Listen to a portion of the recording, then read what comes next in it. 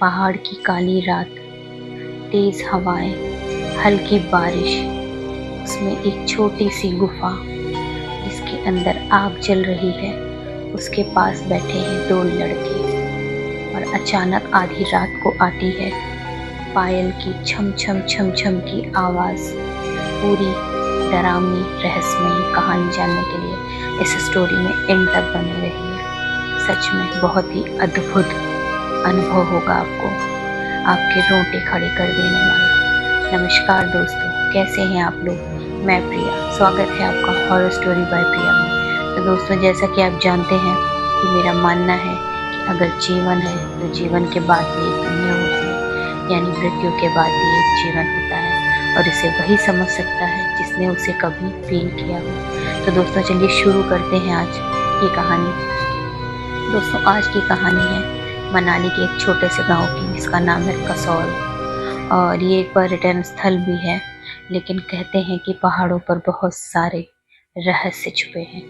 पहाड़ अपनी ऊंचाइयों में रातों को बहुत सारे रहस्य छुपाए हुए हैं, जिससे बहुत से लोग अनजान हैं और बहुत से लोग उस चीज़ को फेस कर चुके हैं। दोस्तों, इसीलिए कहती हूँ कि अगर ये horror story, real horror story हम बताने बैठे, सुनने बैठे तो शायद पूरा जीवन बीत जाएगा। लेकिन जो लोग इनको नहीं मानते, उन्हें ये सब चीज़ें नाटक लगती है, ढोंग लगता है।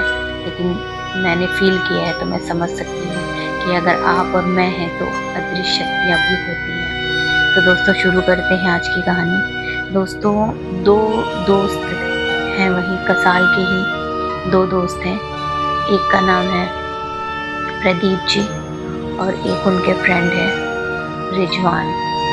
तो दोनों बहुत ही बेस्ट फ्रेंड हैं, दोनों स्टूडेंट हैं।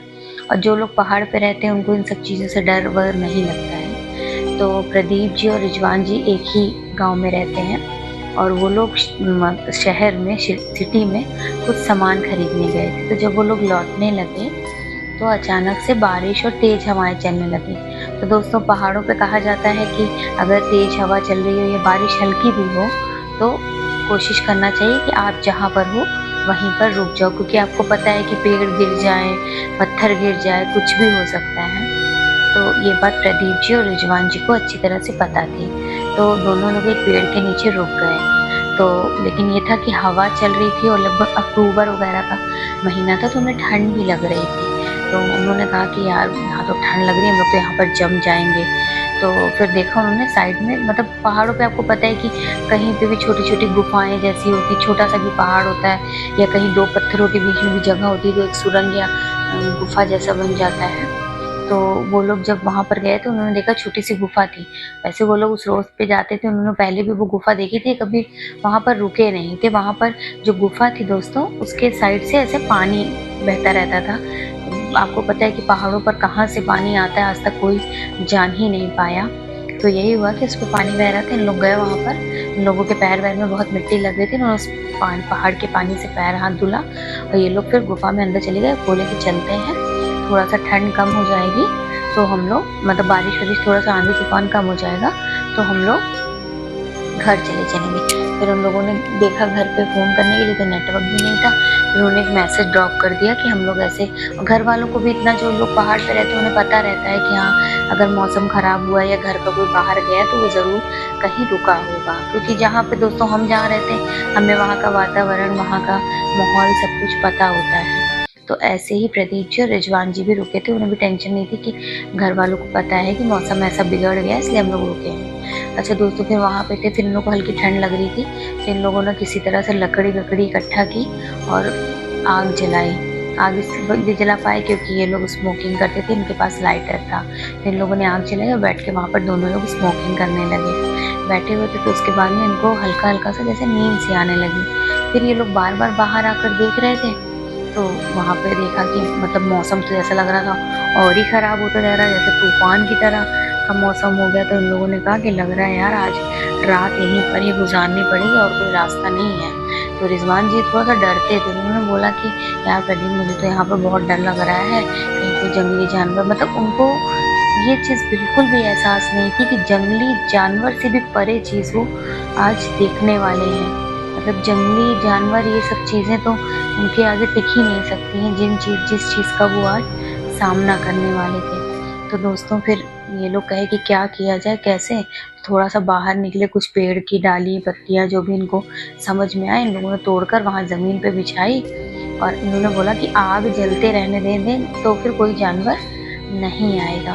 तो दोस्तों जो गुफा थी ना उसमें बहुत सारी ऐसे पेड़ की, आपको पता होगा, जड़ वाली जो लताएं होती वो सब होती, इन लोगों ने वो सब भी तोड़ा और अच्छे से आग जला दी कि रोशनी तेज रहेगी तो कोई यहाँ पर नहीं आएगा।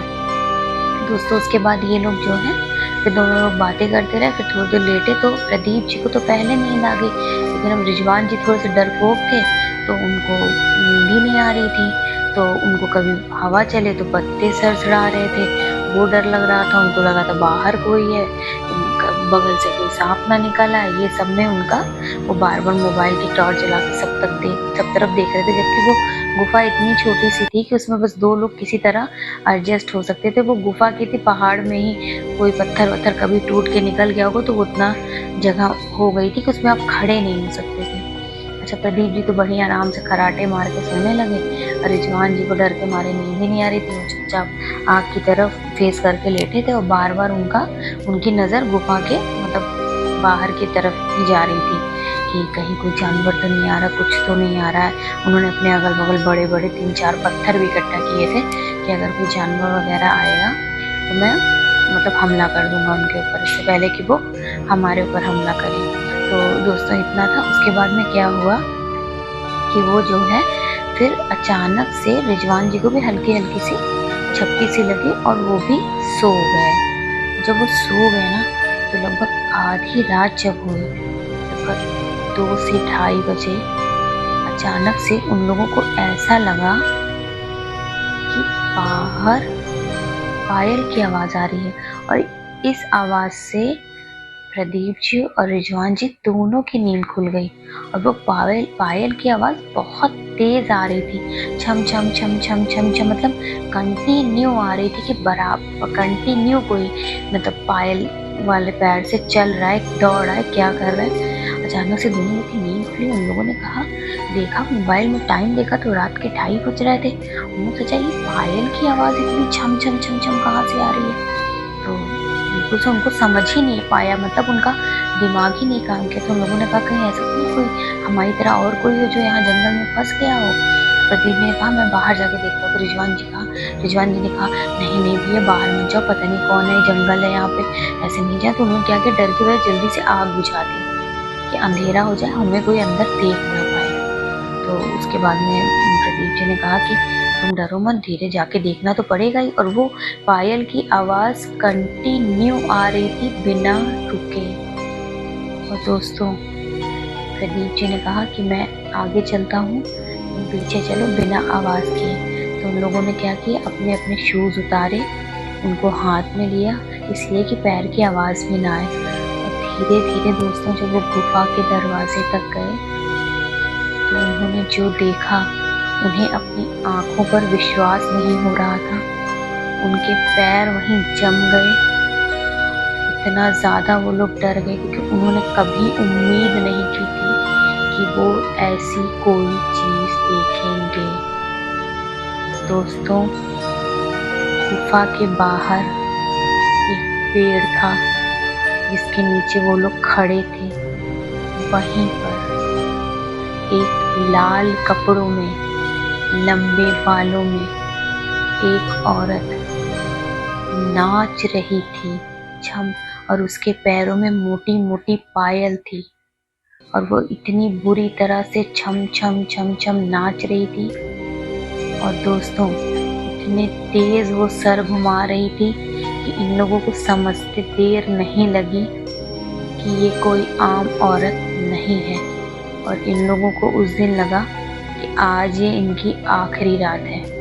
और दोस्तों उसके बाद वो जब घूमते घूमते इन लोगों ने उसका फेस देखा, बिल्कुल डरावना सा, आंखें चमक रही थी, लेकिन ये था कि उसने इन लोगों को नहीं देखा था क्योंकि इन लोगों ने गुफा की लाइट को मतलब आग को बुझा दिया था। और दोस्तों उस दिन इन लोगों ने जो नज़ारा देखा इन्होंने कभी जीवन में नहीं सोचा होगा कि ये वो देखेंगे। और दोस्तों उसके बाद इन लोगों ने देखा कि वो औरत नाचते नाचते थक गई। कुछ देर वो नीचे वहीं ज़मीन पर ऐसे ही पड़ी रही। अजीब से उसके हाथ पैर, लंबे लंबे नाखून। और उसके बाद वो धीरे धीरे उस पेड़ के पास गई और कहाँ वो गायब हो गई पता ही नहीं चला। दोस्तों किसी तरह इन लोगों ने रात बिताई। सुबह हुई, ये लोग वहाँ से तुरंत भागे और घर आके इन लोगों ने सारी बातें बताई। तो इनकी दादी ने एक किस्सा बताया कि तुम लोग उस वाले बरगद के पेड़ के पास तो नहीं रुके थे, जिसके पास एक छोटी गुफा है। तो इन लोगों ने बताया हाँ। तब इनकी दादी ने वहाँ का कोई किस्सा बताया कि बताया जाता है कि किसी मतलब शादीशुदा नई नवेली दुल्हन ने उसी पेड़ पे फांसी लगाई थी और उसके घर वाले उसको दहेज के लिए परेशान कर रहे थे। पता नहीं उसके ससुराल वालों ने मारा था कि उसने खुद फांसी लगाई थी, ये तो नहीं पता चल पाया। लेकिन तब से कहा जाता है कि रात को वो वहाँ पर देखी जाती है। और प्रदीप जी और रिजवान जी ने सोचा कि अगर शायद वो उस दिन इन लोग को देख लेती तो शायद ये लोग जिंदा नहीं रहते। दोस्तों इसीलिए कहते हैं कि ये चीज़ें होती हैं। अगर आपको कभी आपका ऐसा कुछ सामना होता है तो आप उन्हें छेड़े नहीं। प्रदीप जी और रिजवान जी ने उन्हें छेड़ा नहीं, शायद इस वजह से उसने इनका कोई नुकसान नहीं किया। लेकिन दोस्तों ये कहते कि उनकी दादी को पता था तो उनको पहले ही बता देना चाहिए था कि ऐसा कुछ मत करो। तो दोस्तों कैसी लगी आपको मेरी आज की कहानी? आशा है अच्छी लगी होगी। और अगर आपके पास भी ऐसी कोई कहानी है तो आप मेरे साथ शेयर कर सकते हैं, मैं उसे दुनिया के सामने लाऊंगी। और बहुत जल्द मिलती हूँ एक न्यू रियल हॉरर स्टोरी के साथ। बहुत बहुत धन्यवाद। Thanks for watching.